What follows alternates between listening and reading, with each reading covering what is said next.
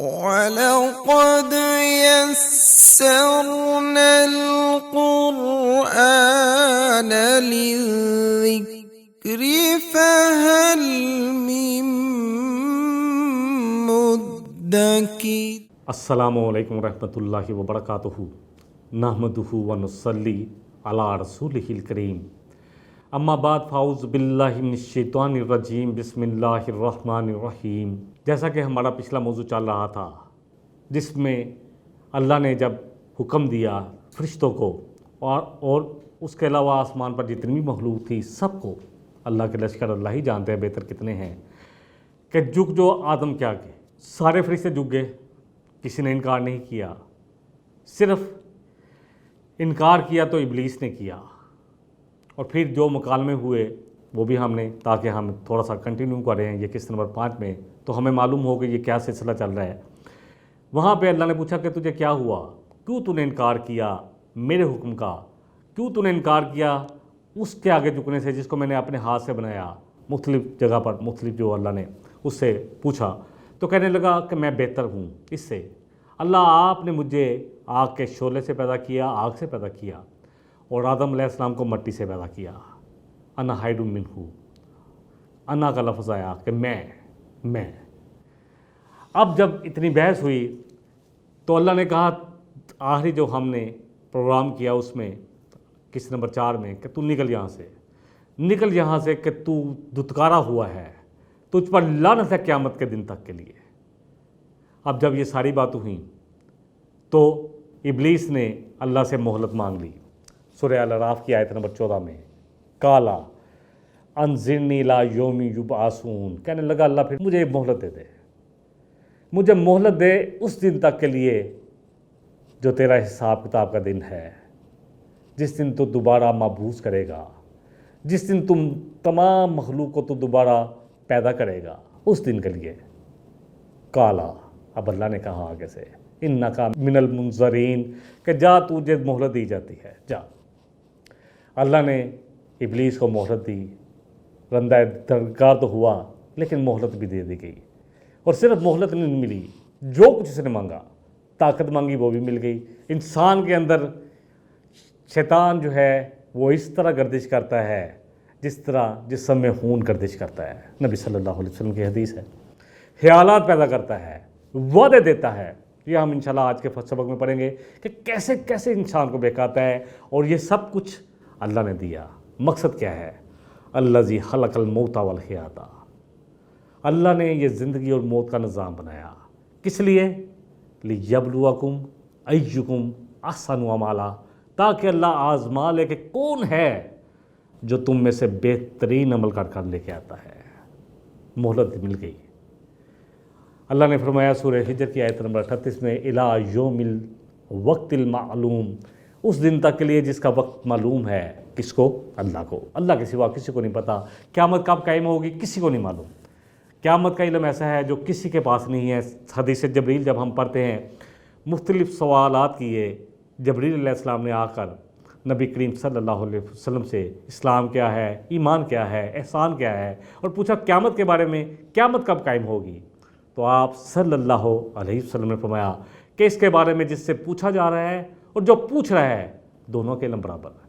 اس کا علم صرف اللہ کے پاس ہے، اور بہت ساری جگہ پہ قرآن میں ہم پڑھتے ہیں کہ اس کا علم صرف اللہ ہی کے پاس ہے، کسی کے پاس نہیں ہے، نہ کسی رسول کے پاس، نہ نبی کے پاس، نہ فرشتے کے پاس، نہ جن کے پاس، کسی کے پاس نہیں۔ جب اس کو مہلت مل گئی تو اب اس میں ہمت ہوئی، اختیار بھی مل گیا، بہت کچھ مل گیا، لمبی عمر قیامت تک کے لیے۔ تو کہنے لگا اپنے رب سے، قال ربی، اے میرے رب۔ کہا اس نے، کیا کہہ رہا ہے؟ میرے رب۔ بات نہیں مانی۔ ہم تو مانتے ہیں نا رب کو، الحمدللہ، ہم تو اسی پہ بڑے خوش ہیں کہ جی ہم مانتے ہیں نا۔ کچھ نہیں مانتے تو کیا فرق پڑتا ہے؟ دین کے کتنے تقاضے مجھ پہ اور آپ پہ ہیں، نہیں کرتے تو کیا فرق پڑتا ہے؟ آپ مانتے ہیں بس، کلمہ پڑھ لیا سیدھا جنت میں، بس اب کچھ کرنے کی ضرورت ہی کیا ہے؟ اللہ اکبر۔ شیطان کا دھوکہ ہے یہ بھی بہت بڑا۔ کہنے لگا قال ربی بما اغویتنی لأزینن لہم فی الارض ولأغوینہم اجمعین۔ اے اللہ، باوجہ اس کے کہ آپ نے مجھے گمراہ کر دیا ہے، نہ آپ حکم دیتے مجھے آدم کے آگے جھکو، نہ میں گمراہ ہوتا، نہ میں انکار کرتا، نہ میں کافر ہوتا، نہ میں استکبار کرتا، یہ آپ ہی کی وجہ سے ہوا ہے۔ اللہ اکبر۔ غلطی دوسروں پر ڈالنا، اور یہ ملعون ایسا تھا کہ رب کے سامنے رب کو کہہ رہا تھا کہ اللہ جو آپ نے مجھے گمراہ کیا ہے، اب دیکھیں کہ میں کیسے سجاؤں گا ان کے لیے دنیا کو، کتنا مزین کروں گا، لَأُزَيِّنَنَّ لَهُمْ فِي الْأَرْضِ، کہ میں زمین کو ان سب کے لیے سجا دوں گا، وَلَأُغْوِيَنَّهُمْ أَجْمَعِينَ، اور سب کو بہکا کروں گا۔ آپ نے مجھے بہکایا تو میں اب ان کو بہکاؤں گا۔ غوا کا لفظ جو ہے کسی کو بہکانا، کسی کو اغوا کر لینا، کسی کو اغوا کیا ہوتا ہے؟ انسان کسی کے قابو میں آ جائے۔ اللہ اکبر۔ شیطان نے اللہ سے وعدہ کیا کہ اللہ آپ نے مجھے جو بہکایا ہے تو آپ دیکھیں میں دنیا کیسے ان کے لیے سجاتا ہوں۔ دنیا سجا دی گئی ہے۔ حدیث میں کئی دفعہ بیان کر چکا ہوں، جب اللہ نے جبریل علیہ السلام کو بھیجا جنت اور جہنم کے مشاہدے کے لیے، اور دوسری دفعہ دوبارہ بھیجا کہ جاؤ اس کے باہر کا ماحول بھی چیک کر کے آؤ کہ باہر کیا ہے جنت اور جہنم کے، اس کے ارد گرد کیا ہے، تو جبریل نے آ کے عرض کی ہے اللہ جنت اتنی خوبصورت ہے کہ جس کے کان میں اس کی بنک بھی پڑ گئی تو وہ ساری زندگی صرف اسی کے لیے محنت کرے گا کہ کسی طرح میں اس جنت کو حاصل کر لوں۔ اللہ نے پوچھا کہ جنت کے باہر کا جائزہ لے کے آئے ہو؟ تو کہا ہاں۔ اللہ اکبر۔ دوبارہ جب جائزہ لیا تو کہنے لگا کہ جنت کے باہر تو اتنی مشکلات ہیں، اتنے آنکڑے ہیں، اتنے کانٹے ہیں، اتنی ناپسند چیزیں ہیں، اتنی وہ چیزیں جو انسان کے نفس پر گراں ہیں، سب کی سب جو نفس پر گراں ہیں وہ سب کی سب جنت کے باہر رکھ دی گئی ہے۔ اور جہنم کے باہر اتنی زینتیں ایسی مزین کر دی گئی ہے، اللہ اکبر، ایسی زبردست مزین کی گئی کہ ہر خواہش جو انسان کو پسند ہے، جو نفس کو پسند ہے چیزیں، سب کی سب جہنم کے باہر سجا دی گئی۔ تو کہنے لگا کہ اللہ تیری ذات کی قسم، بہت کم ہیں جو جنت میں جا سکیں گے اور بہت کم ہیں جو جہنم سے بچ سکیں گے۔ اور یہ مضمون اللہ تعالیٰ سورہ الکہف میں آیت نمبر جو ہے 7 میں بھی بیان کرتے ہیں، اِنَّا جَعَلْنَا مَا عَلَى الْأَرْضِ زِینَةً لَہَا، جو بھی زینتیں ہیں زمین پر وہ سب ہم نے خود سجائی ہیں۔ شیطان کو بھی مہلت اللہ نے خود دی ہے۔ مطلوب کیا ہے؟ تاکہ آزمائے انسان کو، جس کو اختیار دیا گیا، جس کو سب کچھ دیا گیا کہ کیا وہ ان زینتوں کے درمیان رہ کر بھی مجھے یاد رکھتا ہے، میرے حکموں کو یاد رکھتا ہے، یا سب کچھ بھول جاتا ہے، یا صرف ان زینتوں کے پیچھے ہی لگ جاتا ہے، انہی کو حاصل کرنے کے پیچھے لگ جاتا ہے کہ اسی کو، دنیا کو اور دنیا کی زندگی کو ہی کیوں نہ جنت بنا لیا جائے، یہیں اپنی ساری خواہشیں پوری کر لی جائے۔ وَمَنْ خَافَ مَقَامَ رَبِّهِ وَنَهَى النَّفْسَ عَنِ الْهَوَىٰ وَإِنَّ الْجَنَّةَ هِيَ الْمَأْوَىٰ، جس نے اپنے آپ جو اللہ سے ڈر گیا اللہ کے سامنے کھڑا ہونے سے، اور اس نے اپنے نفس کو خواہشات سے روک لیا۔ نفس تو اللہ حکم دیتا ہی ہے، حکم برائی کی طرف لے کے جانے والی چیز ہے۔ نبی صلی اللہ علیہ وسلم کی ایک حدیث، آپ صلی اللہ علیہ وسلم نے فرمایا کہ ایک انسان کا ساتھی ہے جس کو انسان کھلاتا ہے، پہناتا ہے، جو بھی ہے اس کی بات کو مانتا ہے، اور وہ اس کا سب سے بڑا دشمن ہے۔ صحابہ نے کہا وہ کون؟ فرمایا نفس۔ اللہ اکبر۔ اللہ کہہ رہے ہیں کہ جب اللہ نے اس کو اجازت دی تو پھر کیا کیا؟ ابلیس نے اللہ سے ایک تو مہلت لے لی، پھر اس کو سب کچھ دے دیا گیا، تو اب کہنے لگا، اب وہ ذرا آ گیا، چورا ہو گیا کہ اب دیکھو اللہ جو آپ نے مجھے بہکایا ہے اور جس کی وجہ سے، آدم کی وجہ سے بہکایا، تو میں تو اس کی پوری نسل کو تباہ کر دوں گا، میں ان سب کو اغوا کر کے رہوں گا، سب کو گمراہ کر کے رہوں گا۔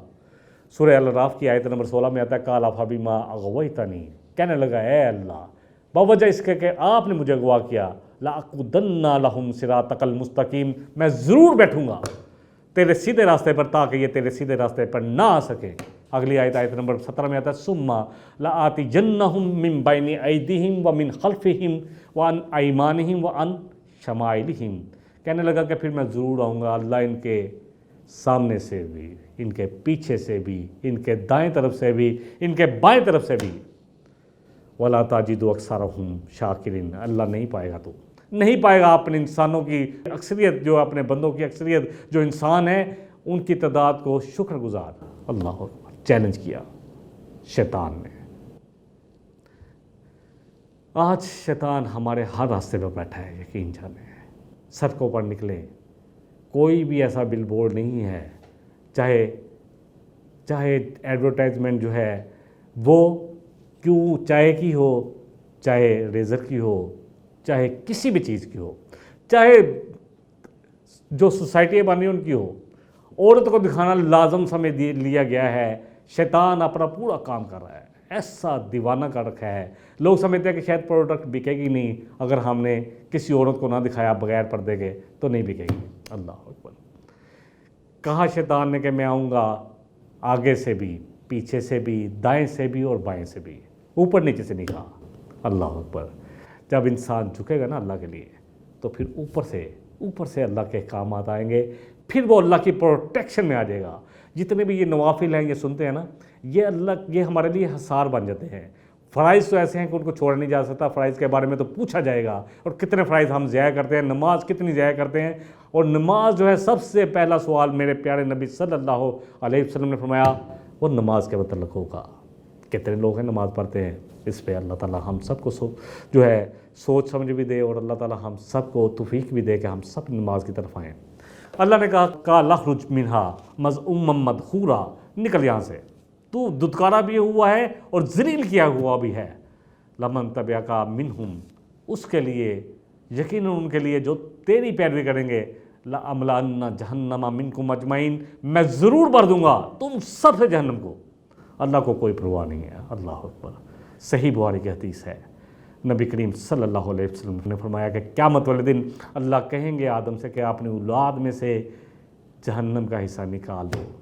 آدم پوچھیں گے کتنا حصہ اللہ؟ کتنے؟ فرمایا ہر 1000 میں سے 999۔ اور پھر نبی صلی اللہ علیہ وسلم صحابہ تو اتنے پریشان ہو گئے۔ اللہ اکبر۔ ہمیں کوئی پریشانی نہیں ہوتی، یقین جانیں، ہم سمجھتے ہیں کہ ہم نے تو جانے جنت میں ہیں، 999 جائیں گے، میں نے تو جانے جنت میں ہے کیونکہ میں تو بڑا اچھا انسان ہوں۔ اللہ اکبر۔ نبی صلی اللہ علیہ وسلم نے فرمایا کہ اس میں زیادہ تعداد یاجوج ماجوج کی ہوگی، لیکن انسانوں کی بہت بڑی تعداد۔ ہم سب کو یہ بات سمجھ لینی چاہیے۔ بہرحال اللہ نے کہا کہ اگر تیرا یہی ہے کہ تو بھٹکائے گا تو ٹھیک ہے، جو تیرے پیچھے چلیں گے مجھے بھی کوئی اعتراض نہیں۔ اگر واقعی تیرے پیچھے چلنا چاہتے ہیں تو پھر میں تجھ سے، تیرے جیسے جتنے اور ہیں، انسانوں میں سے ہوں، جنوں میں سے ہوں، سب سے جہنم کو بھر کے رکھ دوں گا۔ سورہ بنی اسرائیل میں آتا ہے آیت نمبر 62 میں، کالا اور آیتکا حض اللہ جی کرمتا علیہ، کہنے لگا اے اللہ کیا آپ نے دیکھا اس کو جس کو آپ نے مجھ پر فضیلت دی ہے، اس انسان کو میں برباد کر کے رکھ دوں گا، میں اس کی پوری نسل کو برباد کر دوں گا، اس کی پوری نسل کو، مگر بہت تھوڑے ہیں جو بچ پائیں گے۔ اللہ اکبر۔ مہلت مانگ لی شیطان نے، اپنا کام شروع کیا ہوا ہے۔ شیطان اپنی دعوت سے یقین جانے ایک لمحے کے لیے بھی نہیں تھکتا، اس کے ساتھی ایک لمحے کے لیے بھی نہیں تھکتے، ہر وقت انسان کو بہکانے میں لگے ہوئے ہیں۔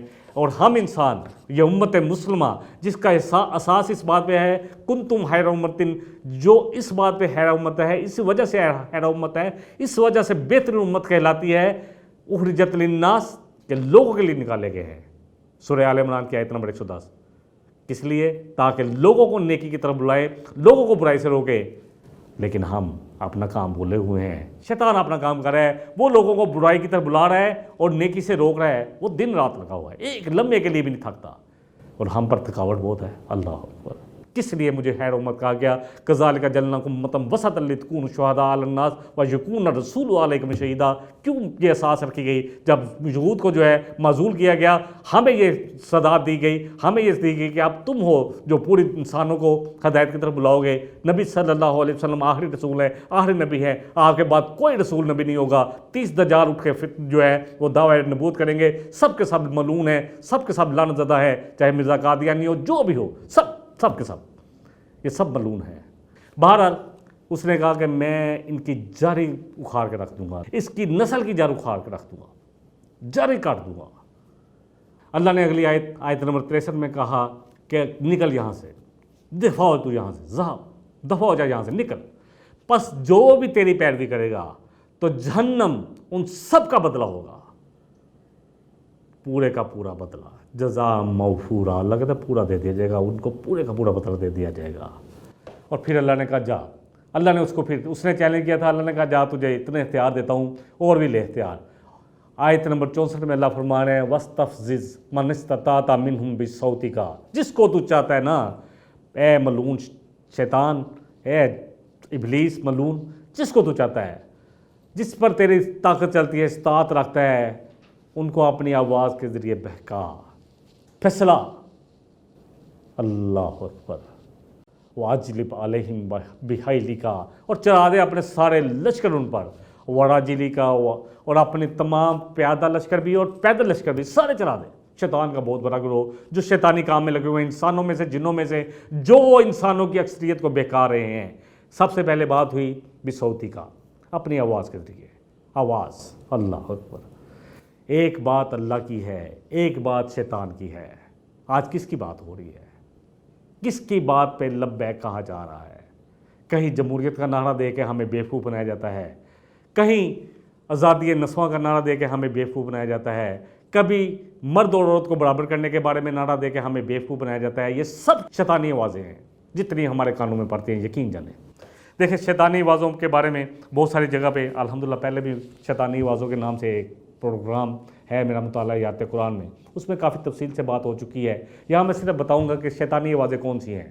شیطانی آوازیں وہ جو انسان کو اللہ سے دور کرتی ہیں۔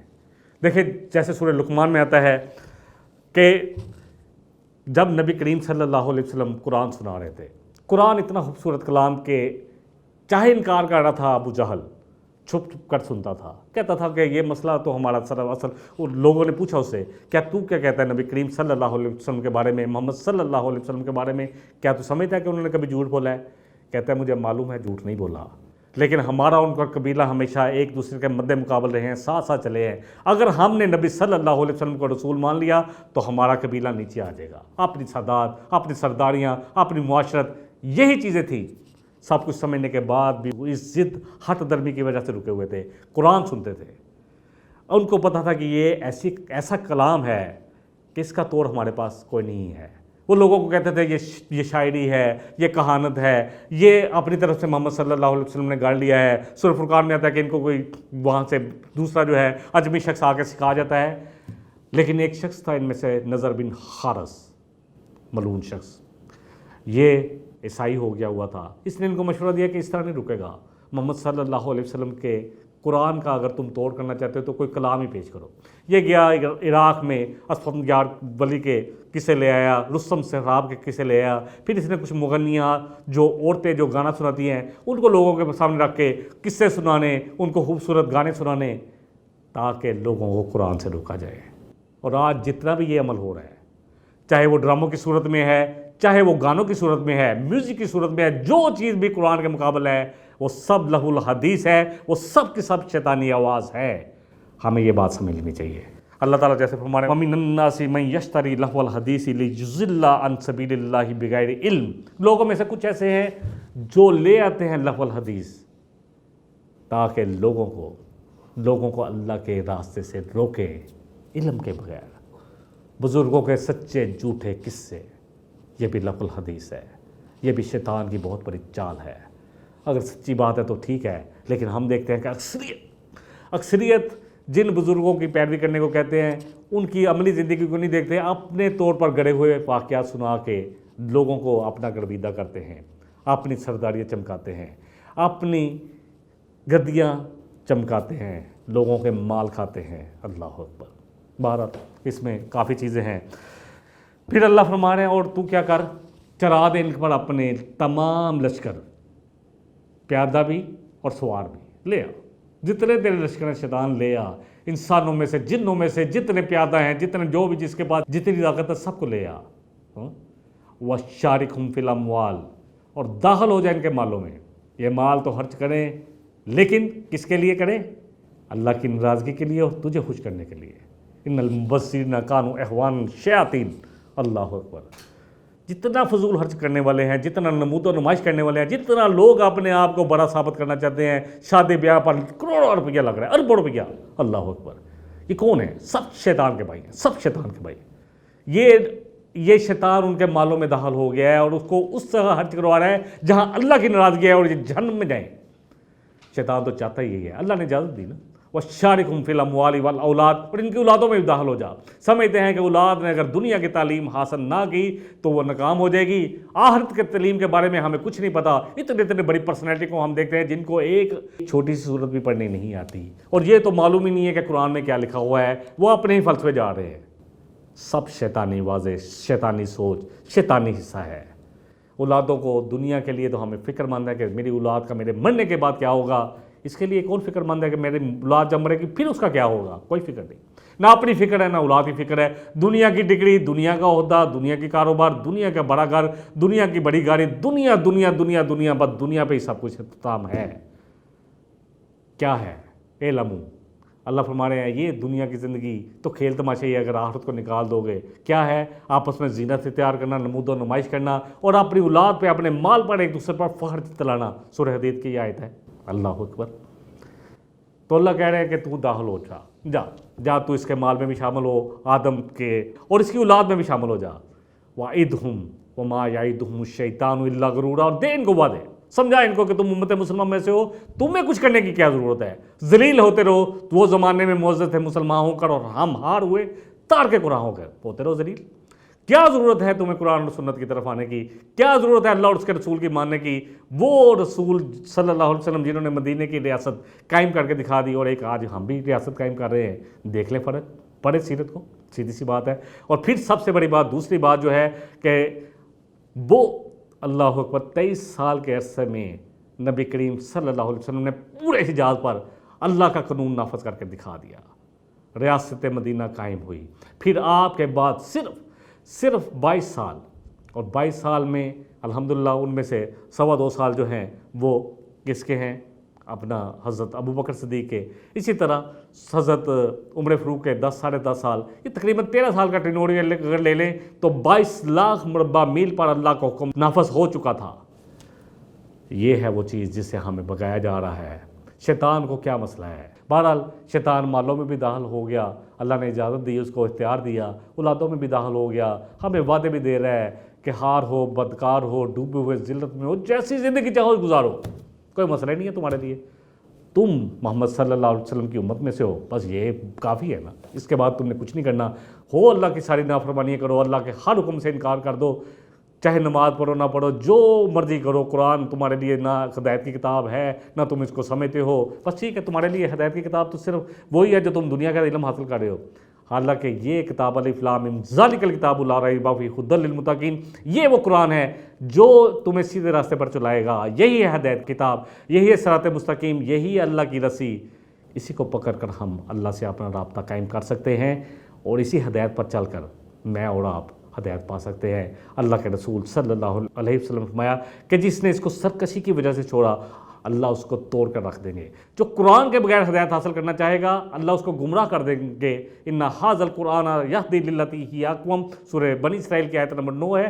ये कुरान तुम्हें सीधे रास्ते की तरफ चलाता है, लेकिन हम शैतान के बहकावे में, उसके वादों में लगे हुए हैं। कोई बात नहीं, जो मर्जी करो, खाओ पियो ऐश करो, eat drink and B Mary. आज हमारी पूरी नस्ल को ये नारा दे दिया गया, खाओ पियो ऐश करो, तो इसी पे लगे हुए हैं। अल्लाह गफूरुर रहीम है, नो कोई शक नहीं है कि अल्लाह जैसा तो गफूरुर रहीम हो नहीं सकता। तो क्या अल्लाह ने ये दुनिया इम्तिहान के लिए पैदा नहीं की? क्या अल्लाह पूछेगा नहीं कि मैंने तुम्हें क्या फ़र्ज सौंपा था? अल्लाह ताला मुझे और आपको सबको समझ दे। बहरहाल शैतान ने बहुत बड़ा अल्लाह के साथ चैलेंज किया, कहने लगा, सूरह स्वाद की आयत नंबर जो है 82 से 84 तक के मजमून इस तरह आता है, बल्कि 85 तक। काला फबी इज़्ज़ती का लअग़वियन्नहुम अजमईन, कहने लगा अल्लाह तेरी इज़्ज़त की कसम। अल्लाह अकबर, अल्लाह के हुक्म का इनकार किया। अल्लाह को तो अल्लाह मानता ही था। कहने लगा तेरे इज़्ज़त की कसम, मैं ज़रूर इन सब को बहका दूंगा, इल्ला इबादका मिनहुमुल मुखलसीन, मगर तेरे वो बंदे जो इनमें से खालिस होंगे, जिनको जो तेरे लिए खालिस होंगे, जिनको तू अपने लिए खालिस कर लेगा, जो हर अमल तेरे साथ खालिस होकर करेंगे, इखलास करेंगे, कोई शिरक नहीं करेंगे, किसी को शरीक नहीं करेंगे, जो भी अमल करेंगे ना रियाकारी करेंगे, ना दुनिया के लिए करेंगे, ना दुनिया के फ़ायदे के लिए करेंगे।